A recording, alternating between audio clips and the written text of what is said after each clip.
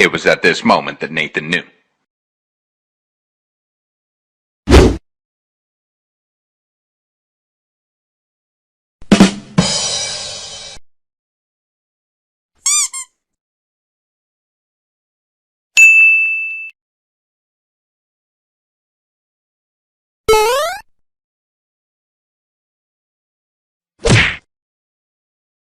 Why are you running?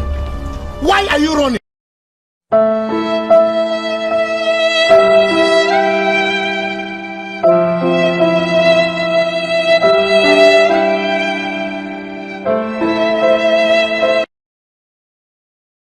Fuck you!